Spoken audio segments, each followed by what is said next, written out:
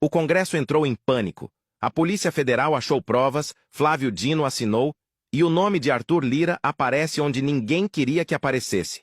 Em 20 segundos você vai entender por que o Centrão está em choque. Durante anos, disseram que o orçamento secreto tinha acabado, que era coisa do passado, que a democracia tinha vencido, mas o que estava enterrado só estava esperando alguém puxar o fio certo, e esse fio passou direto pelo gabinete de Arthur Lira. A Polícia Federal entrou na Câmara, apreendeu documentos, celulares, joias, planilhas. E o ministro Flávio Dino deixou algo muito claro. Não se trata de uma assessora qualquer.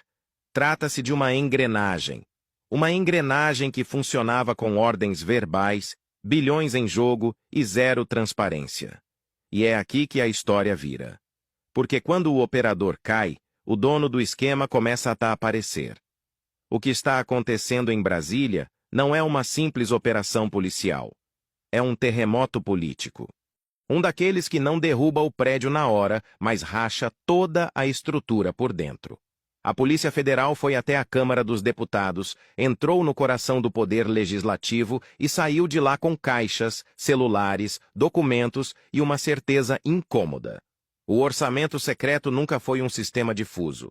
Ele tinha comando, tinha método e tinha endereço político. No centro dessa engrenagem aparece Mariângela Fialek, a Tuca, ex-assessora direta de Arthur Lira.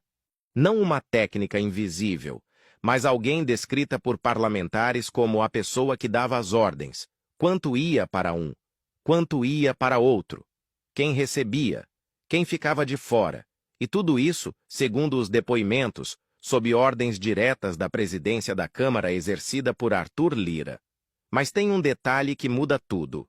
Mesmo depois de Lira deixar o comando da casa, ela continuou em posição estratégica. O esquema não acabou. Ele apenas mudou de sala. Flávio Dino não escreveu uma decisão burocrática. O documento de 32 páginas é um recado político. Ele fala em fortes indícios. Ele descreve uma estrutura organizada. Ele compara a gestão de bilhões de reais a uma conta de padaria. Milhões distribuídos por comando verbal, sem projeto, sem justificativa, sem interesse público. É o Estado capturado por bilhete manuscrito. E quando um ministro do Supremo escreve isso, não é força de expressão. É alerta institucional. Mas o que ninguém esperava é que os depoimentos começassem a desenhar o mapa completo do esquema. Parlamentares relataram que recebiam planilhas prontas, ofícios para assinatura, listas com valores bilionários sem autor identificado. Um deles, o deputado José Rocha, contou que recebeu uma lista destinando 320 milhões de reais para Alagoas, sem explicação, sem critério, sem transparência. E quando ele segurou, veio a pressão, ligação direta, reclamação, incômodo. Porque quem trava o esquema vira inimigo. E é aqui que a trama ganha um rosto político. Alagoas não aparece por acaso. É a base de Arthur Lira.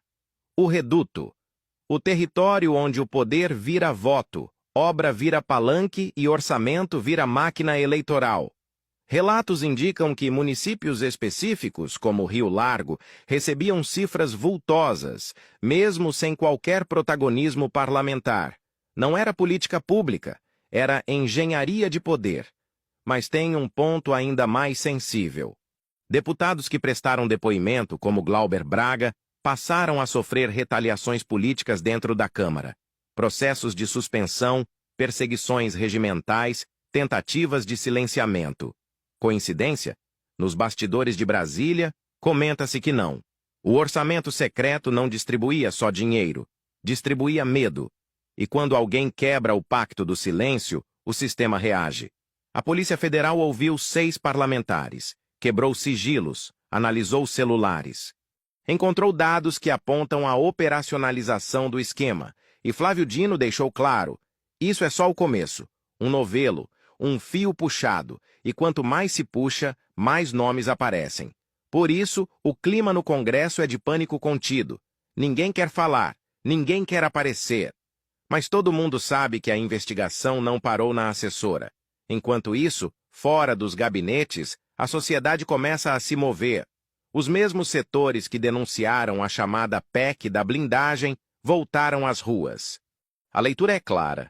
O Congresso tenta se proteger enquanto a justiça avança. Anistias disfarçadas, manobras regimentais, tentativas de empurrar crimes para debaixo do tapete. Tudo isso enquanto a Polícia Federal bate à porta.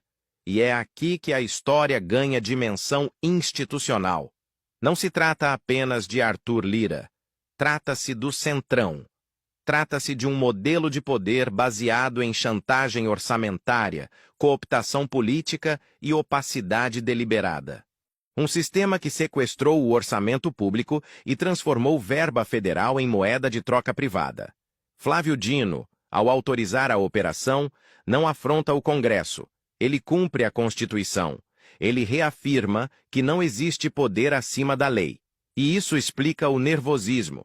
Porque quando o judiciário deixa claro que não vai recuar, o castelo de cartas começa a balançar. Arthur Lira diz que é preciso investigar crimes. Correto, mas a investigação já está em curso. E ela aponta para dentro. Para o gabinete. Para a antiga presidência da Câmara. Para a lógica centralizada de distribuição de recursos. E mesmo que Lira ainda não seja alvo formal, o cerco político está armado. Ninguém mais finge normalidade. A defesa da ex-assessora tenta pintar tudo como técnico, impessoal, burocrático. Mas os depoimentos desmontam essa versão. Técnica não ameaça deputado. Técnica não liga pressionando. Técnica não manda planilha sem autor. O que aparece nos autos é comando político. E comando político deixa rastro. O Congresso vive dias de fogo cruzado. De um lado, a Polícia Federal e o Supremo. Do outro, um sistema acostumado à impunidade. No meio, uma democracia que tenta respirar. E a pergunta que ecoa nos corredores é simples. Até onde isso vai? Porque se os dados dos celulares confirmarem o que os depoimentos já indicam, o orçamento secreto deixa de ser escândalo passado e vira crime presente. E aí não cai só um nome. Cai um modelo inteiro de poder. O que está em jogo não é vingança, é soberania popular, é saber quem manda no orçamento, se é o povo, através de políticas públicas transparentes, ou um grupo fechado, distribuindo bilhões como se fossem fichas de cassino. Brasília nunca gostou de holofote quando ele aponta para dentro. E agora, o holofote está aceso. A porta foi aberta, o fio foi puxado, e o pânico no Congresso não é exagero. É medo real de que, dessa vez, não dê para abafar. Se você acha que isso precisa ir até o fim, deixa o like e comenta. O orçamento secreto acabou mesmo?